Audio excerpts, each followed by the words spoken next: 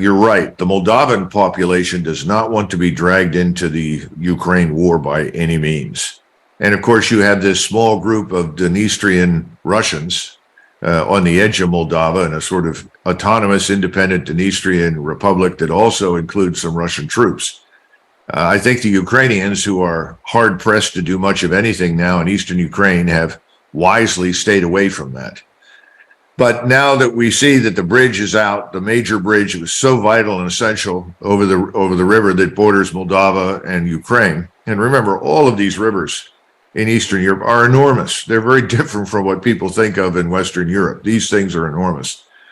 And you just can't get over them easily unless you have substantial bridging equipment and so forth. So the U.S. forces that are down in Romania are now staring at a very difficult situation if somebody is prepping them to work their way into southern Ukraine. But again, you still have lots of NATO forces in Poland, particularly American forces, 40,000+, along with the Polish army, which has grown increasingly large. But we can come back to that because as this Russian offensive takes off, once the Ukrainians have expended themselves, which I think is inevitable now, the Russians will then begin this deliberate move north. Kharkov will be taken. Odessa will come back under Russian control because historically these are Russian cities. They were built by Russians and have been Russian since time immemorial. The rest of Ukraine, I suspect the Russians will wait to see if there is any interest in any kind of negotiation before they complete the conquest and march to the Polish border. Well, the problem with the Verdun analogy is that the Germans took, I would say, serious losses, inflicting heavy losses on the French. In fact, through most of the war, for every 2 British or French casualties, there was 1 German. That was pretty much the average. The Germans outfought the British and the French continuously. They outfought us. In fact, we never did very well against the Germans in Europe. We never improved the ratio of kills beyond 1 to 1, despite overwhelming firepower. I think a better analogy might be 1943 in the spring. You had a chief of the Russian General Staff who was the son of a Tsarist artillery officer and whose grandfather was a Tsarist artillery officer who miraculously had escaped annihilation during Stalin's purge. And he was the one who had the intestinal fortitude and guts to stand up to Stalin in the spring of 1943 and insist that the Germans, the Russians or the Soviets, not attack the Germans.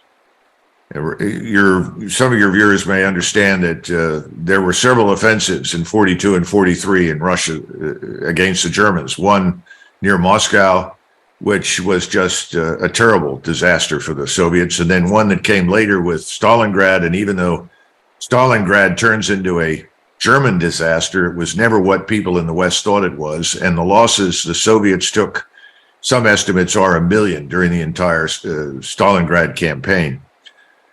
And this chief of the general staff understood this, and Stalin, much like Hitler, was always demanding attack. And anybody who refused to attack was essentially on his way to the wall to be shot. And this chief of staff stood up to Stalin and said, we can't do that. So Stalin brought in Zhukov and several other Russian general officers and said, what do you think? And they were scared to death, but they finally had the strength to say, we agree with the chief of staff. This is not the time for us to attack. We should go to the strategic defense and let the Germans attack us. And Stalin said to the chief of the Russian general staff, what makes you think the Germans will attack? And of course, the answer was, because I know the Germans. And offensive warfare is their trump card. That's where they win. Only this time they won't, because will be unable to maneuver. We will present an impregnable defense. Well, the rest is history. He was right. You got the Battle of Kursk. And the Germans broke off the battle. Some would say prematurely because they were winning it. You know, that's one school of thought. But the fact is that they did break it off.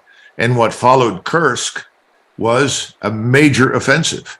And that offensive broke the southern flank of the Germans in Russia. And I think what you're going to see is something similar with Kursk, where the Ukrainians have expended themselves. They pull back to whatever defensive line they think they can man, which is not going to be very good. They won't have much left, and the Russians will simply roll right over them in great numbers. But again, what we've seen with the Russians is a deliberate approach that ensures that Russian ground forces do not move beyond that ISR strike complex range. In other words, in Vietnam, we had infantry on the ground that was always told you never move beyond the range of artillery.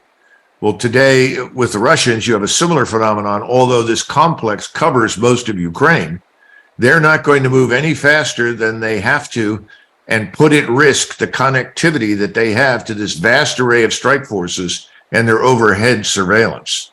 In other words, they're not going to walk into any traps. They're not going to march into anything where they could potentially lose soldiers unnecessarily. So while it will be a major offensive, it will be very deliberate. It will take weeks, but I predict that by the end of the summer, if not sooner, the war in Ukraine will be, for all intents and purposes, over. The Ukrainians will have been destroyed, crushed, and the only question is, what do we in the West do at that point? Well, I think you're half right. Manned aircraft are on the downswing, if you will, because of the precision paradigm and the multitude of guided missiles and rockets and other forms of strike that can be launched from the ground or launched from the sea. However, in most cases, the Russians have been using these bombers to launch strikes with Kinshal missiles, for instance, actually launching them from over Russian territory into Ukraine. Now, some of these are what they call glide bombs. These are simply precision guided bombs. They've got kits on them. We started this a long time ago that allow you to take a 500-pound or larger bomb, put some wings on it, give it a precision guiding packet, and these you launch with great devastating effect against your enemy. These things have been launched in the hundreds, if not thousands, over the last few weeks, decimating Ukrainian defenses and storage areas. They've blown up thousands of tons of ammunition. This continues. And I think, yes, the manned aircraft, the age of dominance by the manned aircraft is probably over until such point in time that you can destroy the air defenses. Now, once you destroy the air defenses, then manned aircraft are liberated to operate pretty much wherever they want to go. That's also happened now. We now see close air support strikes coming in from the Russians against Ukrainian troop concentrations in southern Ukraine. I think we'll see more of that. But as long as you have modern air defenses, it's very, very difficult to use air power as we did in the past. So what I would not say that there is no use for manned aircraft. What I would simply say is that we're going to shift in a balance of investment, if you will. We will invest far, far more heavily in all of these precision munitions and rockets and missiles that are launched from the ground, as well as in the overlapping integrated radar, arrays and the overhead surveillance, because those things are much more difficult to defeat than simply shooting down an aircraft. But we will still have manned aircraft. There will still be manned air platforms. There's no question about it. But, if you wanted to point to an area where I think we're in real trouble, is too much reliance on helicopters. I mean, that's just ridiculous. Today, if you're a helicopter, you fly forward anywhere in Ukraine, you're going to be shot out of the sky. So if you're going to use helicopters, it'll be behind your advancing forces where you're relatively secure within the framework of your own integrated air defense network. And this also raises serious questions about the utility of maintaining, as we do, large numbers of soldiers who, at least in theory, will fall out of airplanes, land someplace and do something. I think that age is over. Other than very small numbers and special operations forces, that just doesn't make any sense. You're going to get them killed. Well, if you were looking for an analogy to the Wagner organization, I would go to the French Foreign Legion, because the Wagner organization is loyal to the Russian state and the Russian people. So they are not mercenaries. Mercenaries will fight for whomever pays them. The French Foreign Legion consists, I would say, in the enlisted level, obviously, perhaps 50+% of foreigners who have sworn to serve in the Legion, but in doing so, they also swear allegiance to France. So just as the French Foreign Legionnaires are soldiers of France, Wagner's soldiers are the soldiers of Russia. And we should not misunderstand that. Now, they do have some Serbs in their ranks. They have a number of foreigners in their ranks, but they are there to serve Russia.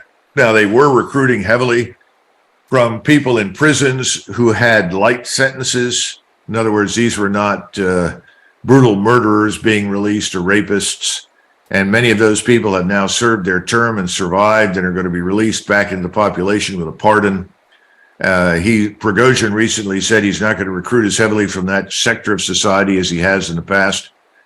But he's turned out to be a very able soldier in his own right. He's produced a very effective fighting force, a fighting force with enormous esprit. Now, having said that, keep in mind that Prigozhin has a personal relationship with President Putin, that Prigozhin's organization has operated all over the world, much like the French Foreign Legion, in parts of Africa and the Middle East. That's not the case with the Russian army. The Russian army is largely at home to defend Russia.